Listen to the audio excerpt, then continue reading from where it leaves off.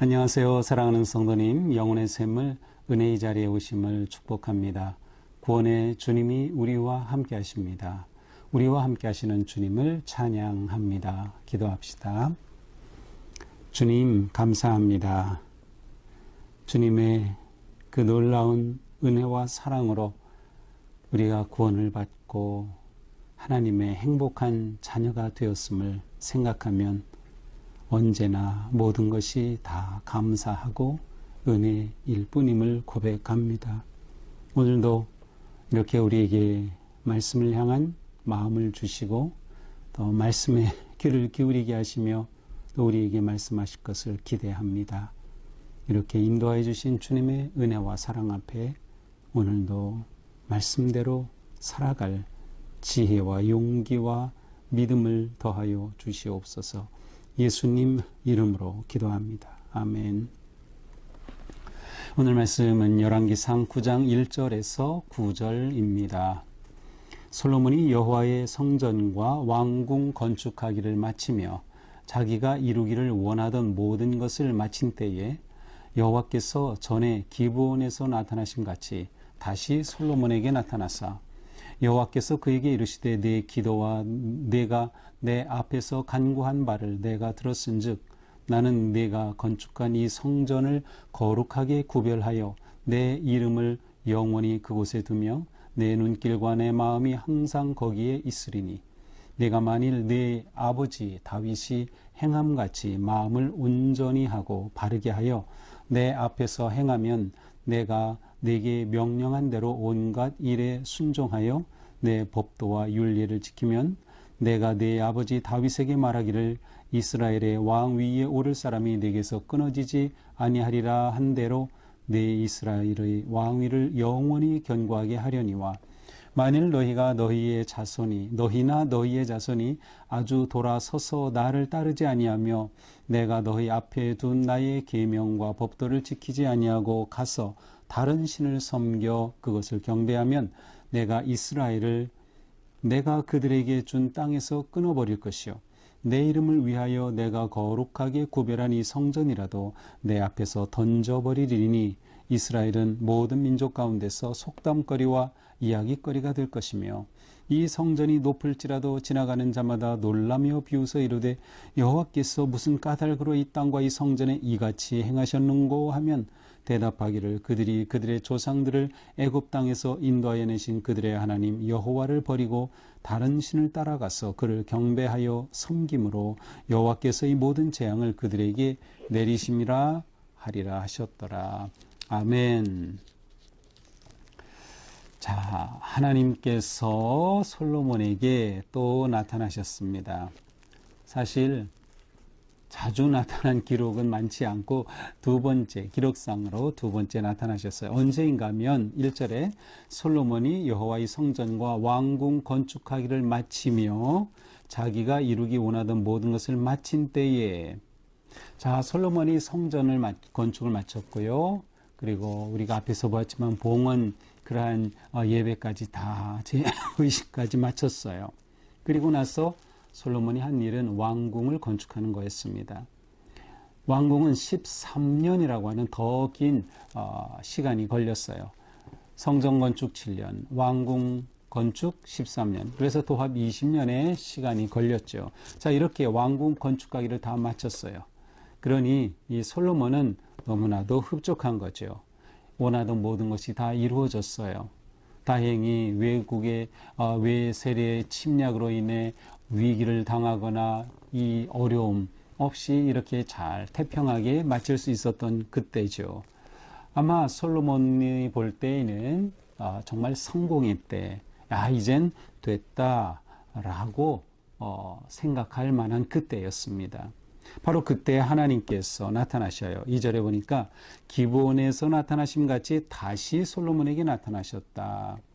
기브온에서 나타나심 같이, 기브온에서 나타나신 사건은 3장에 나옵니다. 그 3장에 보면 기브온이 가장 큰 산당이 있어서 그곳에서 하나님께 제사를 드릴 때 하나님께서 내게 구하라. 그때 이 솔로몬이 하나님 앞에 지혜를 구하였다. 그래서 하나님께서 그것을 너무 기쁘게 여기셨다라고 하는 그때의 사건입니다. 그때 꿈에 하나님께서 나타나셨다라고 되어 있어요. 그러니까 여기서도 기본에서 나타나신 같이, 그러니까 이번에도 꿈에 솔로몬에게 나타나신 것으로 볼 수 있습니다. 기본 산당에서 나타나신, 기본에서 제사를 드릴 때 나타나셨던 하나님, 이번에 또 솔로몬에게 두 번째로 나타나신 거죠. 자, 이번에 솔로몬에게 나타나신 것은 어디인지는 정확하지 않아요. 기본 산당에서 제사 드릴 때 나타났다면 아마 이번에도 솔로몬이 성전에서 제사를 드린 후에 꿈에 나타나신 것이 아닐까, 우리는 그렇게 생각해 볼 수 있어요. 그래서 당연히 성전과 연결시켜 볼 수 있겠죠. 자, 그런데 나타나신 하나님께서 이렇게 말씀하셔요. 네 기도와 네가 내 앞에서 간구한 바를 내가 들었은즉 나는 네가 건축한 이 성전을 거룩하게 구별하여 내 이름을 영원히 그곳에 두며 내 눈길과 내 마음이 항상 거기에 있으리니. 자, 하나님께서는 솔로몬 네가 구하는 거 내가 들었다. 솔로몬의 기도에 하나님이 지금 응답하신다는 겁니다. 그러면서 말씀하신 것이 성전입니다. 자, 왕궁이 다 건축되고 나타나신 하나님은 왕궁에 대해서는 말씀하지 않으셔요. 오직 성전에 관해 말씀하셔요. 하나님의 마음은 지금 성전에 있는 겁니다. 그리고 아마도 하나님은 이 솔로몬이 어떻게 될까 염려하신 것이 아닐까요? 물론 하나님이 염려하신다는 표현은 어울리지 않지만 이 솔로몬이 이렇게 왕궁까지 다 짓고 나서 그의 믿음이 흔들리고 국가의 신앙이 흔들릴 그러한 위기가 지금 온 것이 아닐까, 우리는 이렇게 생각해 볼 수 있어요. 왜? 모든 것이 너무나도 잘 됐고 평안하고 성공한 순간이기 때문이죠. 이때 하나님은 솔로몬에게 나타나셔서 성전 이야기를 하시는 겁니다. 솔로몬의 기도를 들으셨다면 이 솔로몬의 기도는 어떤 기도일까요? 아마도 그것은 우리가 바로 앞에서 8장에서 보았던 성전 봉헌하면서 드렸던 그 기도일 것입니다. 자, 그렇다면 우리는 좀 의아해할 수 있어요. 13년 전에 아니면 그 성전 봉헌을 끝내고 나서 14년이 될 수도 있고 13년 전에 그때 드린, 왜냐하면 봉헌 후에 13년 동안 왕궁을 세웠기 때문에 13년 전에 솔로몬이 한 기도를 13년 후에 지금 하나님께서 응답하신다고 한 걸까요? 분명히 이 시점 자체는 굉장히 중요한 것을 알 수 있어요.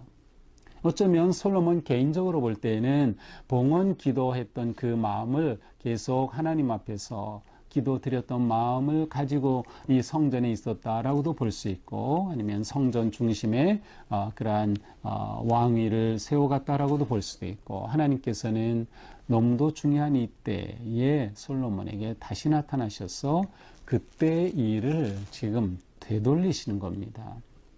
성전 그렇게 중요한 거예요. 자, 하나님의 대답은 뭐예요?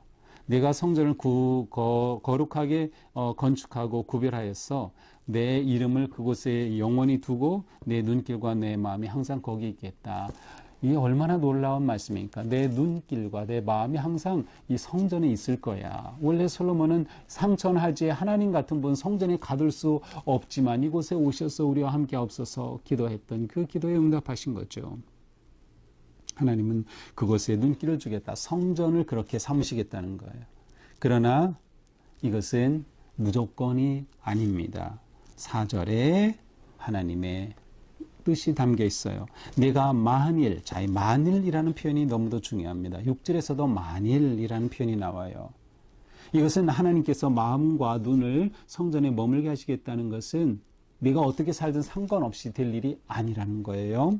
만일 내 아버지 다윗의 행함같이 마음을 온전히 바르게 하여. 자, 하나님께서 말씀하시는 이 약속의 조건들이 있어요. 무엇입니까? 마음을 온전하게 하고 바르게 해야 한다. 두 번째, 하나님 앞에서 행해야 한다. 하나님 앞에서 살아가야 한다.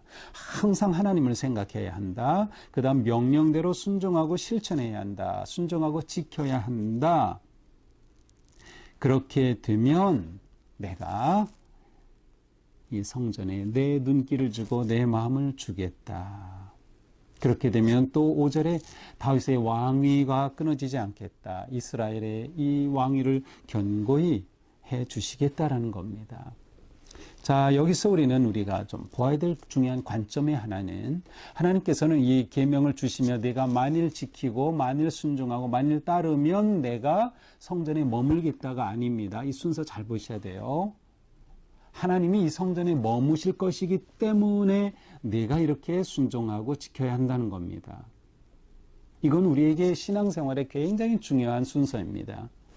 우리는 하나님이 우리를 구원하셨기 때문에 우리가 말씀대로 순종하며 살아야 한다고 하는 것을 깨달아야 돼요. 내가 말씀대로 순종하며 살기 때문에 하나님께서 오시는 게 아니에요. 이렇게 되면 내 의가 됩니다. 내 자랑이 돼요. 너무도 중요한 거예요. 또 6절 만일 너희가 돌아서서 나를 따르지 않고 하나님을 따르지 않고 배반하고 하나님을 버리거나 계명과 법도를 순종하지 않거나 다른 신을 섬기면 이방신을 섬기면 하나님은 성전에 주시려던 눈길 거두신다. 마음 거두신다.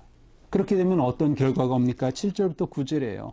그렇게 되면 이 백성이 끊어지는 겁니다. 나라가 망하는 겁니다.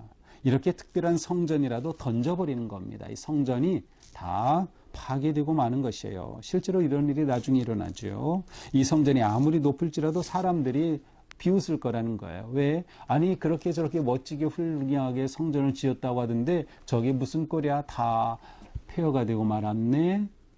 그들이 섬기던 하나님을 그들이 배반했기 때문이래. 이렇게 소문이 돌 거라는 겁니다.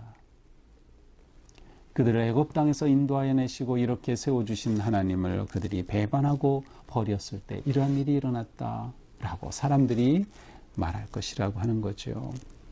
자, 그러니까 결국 성전이 건물이 핵심이 아닌 거예요. 이 건물이 핵심이 아니에요. 그 건물이 중요한 거는 하나님이 그곳을 보시기 때문이고 하나님의 마음을 두신 곳이기 때문인데 더 중요한 거는 이스라엘 백성들이 또한 솔로몬이 온전히 하나님께 순종하고 하나님을 경배하고 따라야 하는 거예요. 그렇지 않으면 이러한 일이 이루어질 수 없다라고 하는 것이죠. 오늘 말씀을 보면서 우리는 진정한 성도의 삶은 무엇인가 한번 생각해 볼 수 있습니다. 진정한 성도의 삶은 내 마음의 성전을 세워가는 삶입니다. 자, 그런데 마음의 성전은 핵심이 뭐냐? 하나님이 눈길을 주고 마음을 주시는 것이 가장 중요한 핵심이에요. 우리의 마음에 하나님이 계시지 않는다면, 우리 마음에 하나님이 눈길을 주시지 않는다면 우리는 아무것도 아니에요. 우리는 그냥 껍데기일 뿐이죠. 그래서 우리는 끊임없이 하나님의 마음과 눈길을 구해야 합니다. 끊임없이 그 하나님을 구해야 되는 거예요. 이것이 기도이고 이것이 회개이고 이것이 우리가 구할 아주 중요한 것이죠. 우리의 마음이 성전될 때 우리는 온전히 하나님을 예배하는 백성이 되고 하나님께 기도함으로 끊임없이 하나님 앞에 서는 백성으로 세워지게 되는 거죠. 그 하나님이 내 안에 계시기에 우리는 순종의 삶을 살아가게 되는 거예요. 순종의 삶. 말씀과 규례를 따라 살아가는 삶이죠. 하나님 앞에서 바르게 살아가는 삶이 되는 거죠. 언제나 내가 하나님 앞에 있음을 기억하는 것이죠. 또한 우리 삶의 우상을 버리는 겁니다. 우리가 얼마나 많은 우상에 둘러싸여 있어요. 재물의 우상 가장 심각한 우상이죠. 권력의 우상도 심각하죠. 명예의 우상도 심각하죠. 우리가 우상으로 섬기도록 유혹하는 것들이 너무나도 많이 있어요. 근데 이것을 다 내려놓고 오직 하나님만 예배하라라고 하는 것이죠. 하나님의 이 언약 속에는 하나님의 심판의 경고가 함께 담겨 있습니다. 말씀은 순종하라고 주시는 것이기 때문에 불순종할 때에는 그 결과가 있다라고 하는 거죠. 우리의 마음은 어떻습니까? 주님이 거하시는 거룩한 성전으로서 부끄러움이 없습니까? 우리의 마음은 하나님 앞에 하나님의 눈길을 주시는 그러한 아름답고 거룩한 마음, 거룩한 성전인 우리, 또는 우리 교회도 하나님의 눈길이 머물고 하나님의 마음이 머무시는 진정한 성전이 되는 그런 우리가 될 수 있기를 주님의 이름으로 축복합니다. 기도합시다. 주님 감사합니다. 우리를 사랑하셔서 우리와 함께 하시겠다고 약속해 주시고 임마누엘 하나님으로 우리 가운데 오신 주님, 그러나 우리가 그 하나님을 우리 삶의 마음의 중심에 온전히 모시지 못하고 죄와 불순종과 우상 숭배로 하나님을 멀리하고 하나님이 계실 수 없는 부끄러운 우리의 모습을 고백합니다. 주님, 우리의 죄를 용서하여 주옵소서. 불순종을 용서하여 주옵소서. 세상을 따랐던 육의 욕망을 따랐던 죄를 씻어주시고 오직 주님만을 의지하고 사랑하고 구하며 하나님의 마음과 하나님의 그 사랑을 구하는 우리가 되게 하여 주시옵소서. 오늘 하루의 삶이 하나님께 영광이 되고 하나님 앞에 삶의 예배로 나아가는 복된 하루가 되게 하여 주시옵소서. 예수님 이름으로 기도합니다. 아멘. 네, 오늘도 주님의 은혜와 사랑 속에 우리의 삶이처럼 아름답고 또 거룩하고 온전히 성전된 그러한 삶으로 세워지기를 축복합니다. 사랑합니다.